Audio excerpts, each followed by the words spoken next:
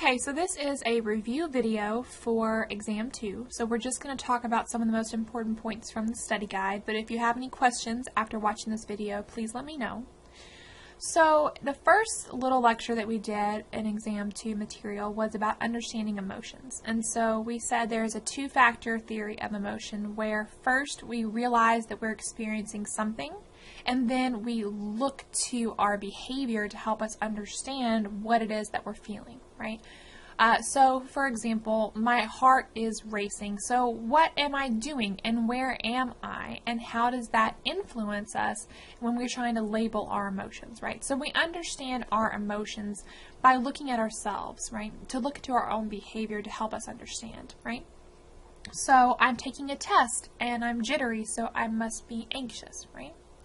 Now, in Schachter and Singer's experiment, the whole idea, the implications of what they found was just that our emotions are arbitrary, that we can be feeling the exact same thing, but we give it a different label depending on the situation. And so the independent variables, the things that were being manipulated were, first of all, whether or not they knew about the injection, right? So they were given, some people were given a shot of adrenaline and said, hey, we're giving you adrenaline. Some people were given a shot of adrenaline and said, hey, this is just a mild saline shot. It doesn't actually influence all the things that are influenced by adrenaline, heart rate, blood pressure, that kind of thing. And then there was a third group, I think, that was given the placebo, so they weren't actually given the adrenaline. So some people knew they'd gotten the adrenaline, some people did not. So that was one thing that was manipulated. The other thing that was manipulated was the kind of environment they were put in. So in one situation, they were put into a very happy environment where everyone was playing games and all the Confederates, so the researchers pretending to be participants, were very happy. There was also a group that they were put into that was intended to upset them, so they weren't doing anything fun, and the people that were there were in a very bad mood. So then the dependent variable, the thing that they were measuring, was the mood of the participant, right? They wanted to know, how does the mood of the people around you and your environment, as well as what you know about the adrenaline that you received, influence you. So we see that people who knew they were given adrenaline were not as influenced by the people around them. They said, okay, my heart is racing, my blood pressure is up, but it's the adrenaline causing that. They knew they'd gotten the adrenaline.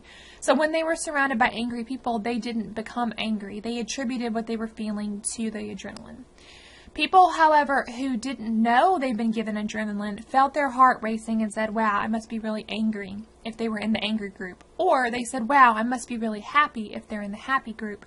Because they did not know about the adrenaline, they attributed what they were feeling to the situation. So the idea here is that our emotions are arbitrary. Okay? And then the cognitive dissonance lectures, cognitive dissonance is just about when your behavior is not lining up with your self-concept, so the way that you see yourself or the way that you think that you should be, right? This is obviously going to make us feel very uncomfortable. One example that was given for this extreme need to justify actions was the Heaven's Gate cult, where they believed that they were going to be transported via spaceship, and they believed that they had to leave their earthly vessels behind, or in other words, their bodies. Well, they bought a telescope, and the telescope didn't show any spaceship, but they just assumed there was something wrong with their telescope, and they went ahead with their plan anyway. This was a very sad, very extreme example of the need to justify their actions. They had told everyone that they were going on the spaceship. They had already prepared for it. They'd given away all of their earthly belongings, and so they felt like they had no choice here. So ways to reduce cognitive dissonance. First of all, if we're talking about your belief and your behaviors not lining up, first of all, you can change your behavior.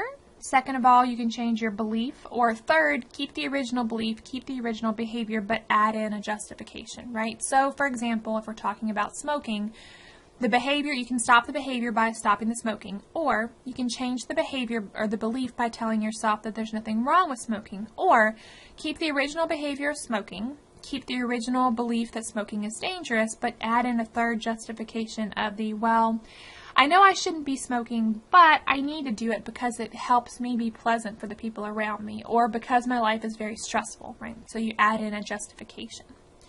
Now, a self-affirmation is just adding in a justification that also makes you feel good about yourself, right? Like, I know that it's important to do well in school, and I know that I'm not doing well in school, but I'm really great at my job. So it's adding in a justification, like, it's okay that I'm not doing well in school because of this other thing. And that extra justification makes you feel good about yourself, right?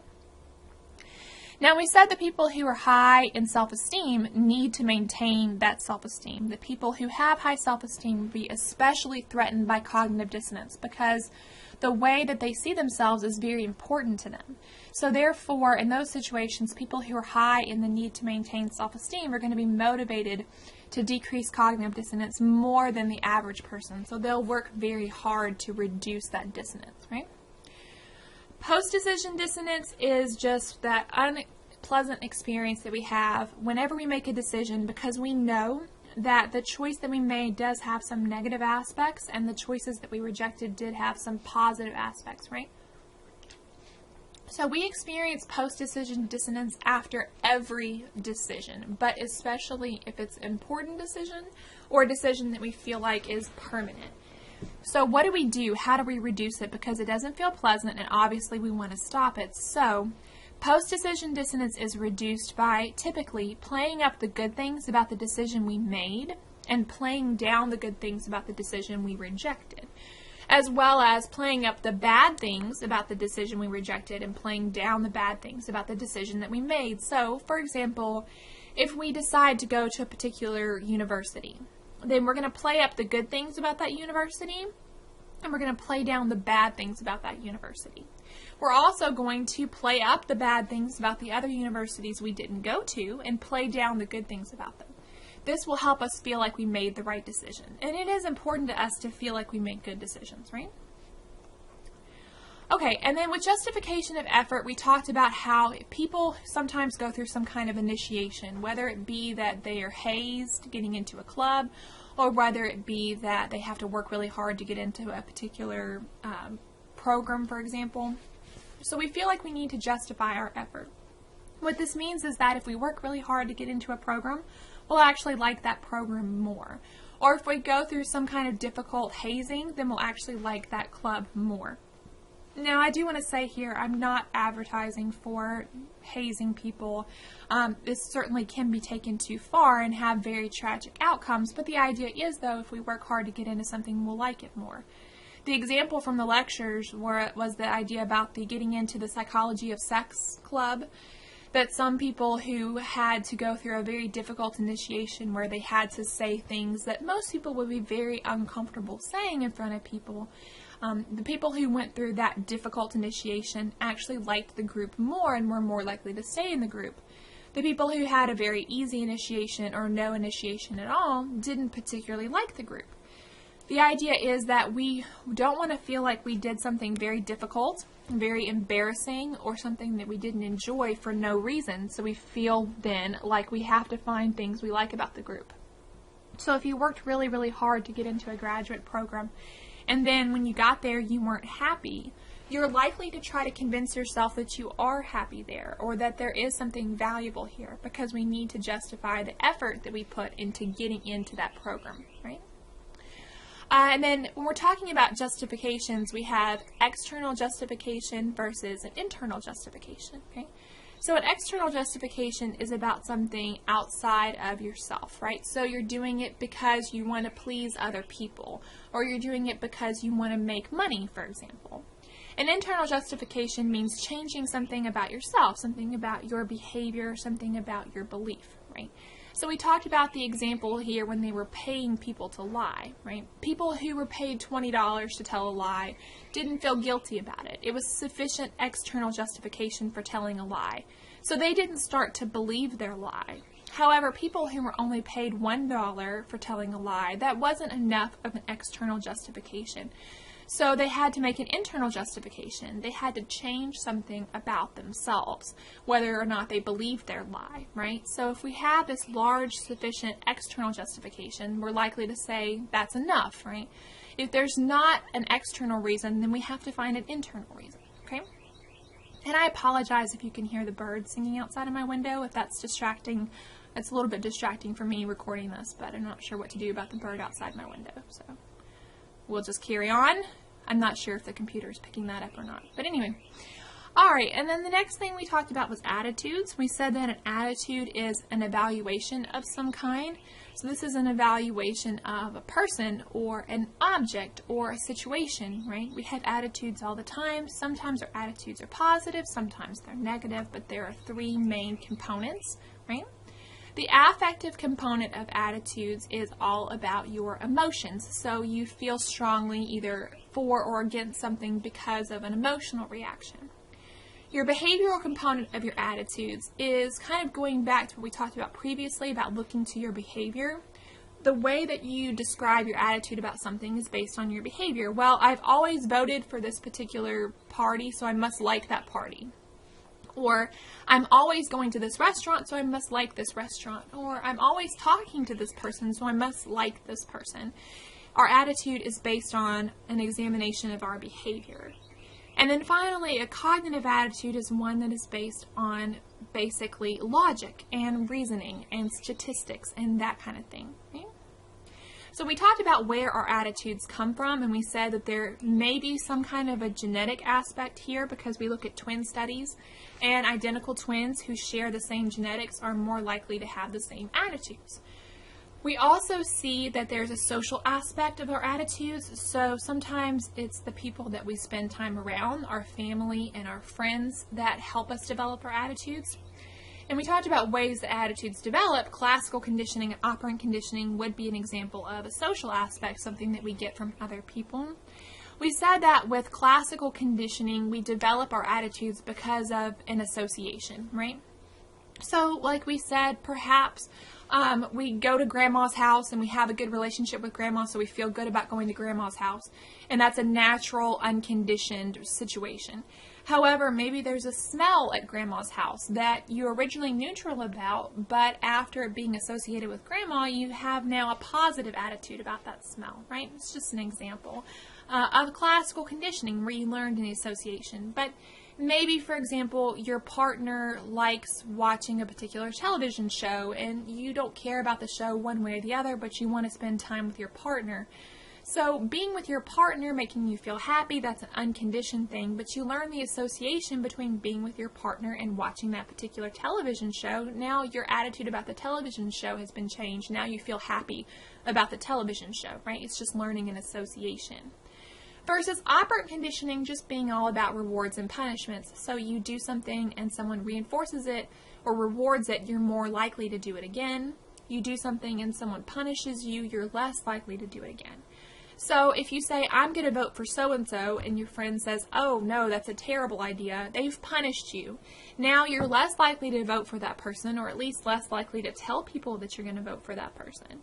Whereas if your friend says, yeah, that's a great idea, I'm going to vote for that person too, now you are more likely to vote for that person and more likely to tell people that you're going to vote for that person. So it's all about rewards and punishments. And then finally, explicit versus implicit attitudes. It's all about really whether or not you're aware of this attitude. So an explicit attitude is one that is in conscious awareness that you can tell other people about, versus an implicit attitude is one that you might not even be aware that you hold, but it can still impact your attitudes. And we talked about how people often think about this, like for example with different races, but there are several different topics that we hold implicit attitudes about. And then our last lecture was about persuasion. And so persuasion is just trying to change people's attitudes. So people who are high in a need for cognition are people who enjoy thinking about things, researching them, really putting a lot of cognitive effort into them. So those people are going to be persuaded through the central route. In other words, by listening to the argument itself rather than looking to say whether or not they like the person talking or whether or not they think that person is attractive or whether or not there's something persuasive about that particular person rather than the argument itself. So people who are low in the need for cognition then are more likely to pay attention to those peripheral cues, so other things besides the argument itself. Now there are several things that influence the attention that people pay, but one big thing is whether or not people feel like it's personally relevant. You're going to pay attention to arguments that you think are important to you, and so something that's personally relevant to one person may not be relevant to another person. Okay? Fear-arousing communications are just persuasion trying to change your beliefs or your behavior based on fear. And so we said, for example, people who show commercials with the negative impacts of using tobacco, for example. Now remember that fear-arousing communication works best if we are talking about moderate amounts of fear and if we give them some kind of hope about being able to change the behavior.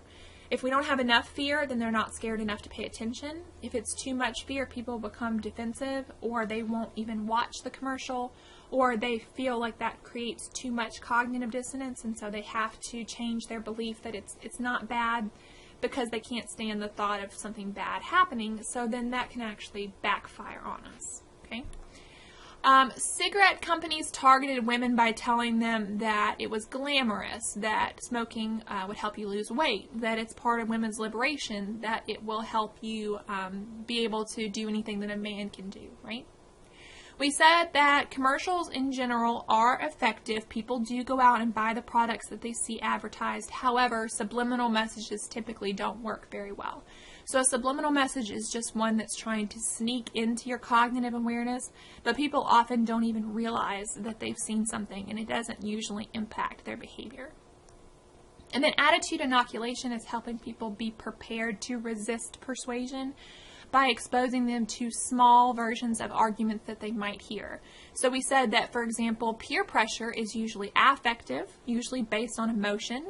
So to help someone be prepared to resist peer pressure, we have to expose them to that emotional persuasion and help them practice resisting that. And the last thing we talked about, one of the last things, was reactance theory, the idea that people do not like being told they cannot do something.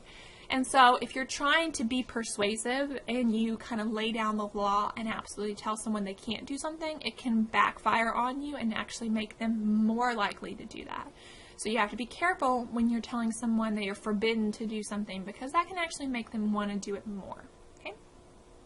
So this has been a very quick review of the material for Exam 2. If you have any questions, please email me, let me know. Don't forget to take the exam. Don't forget to take the practice exam as well for extra credit. And if you have any questions, just let me know. Otherwise, you guys have a great day.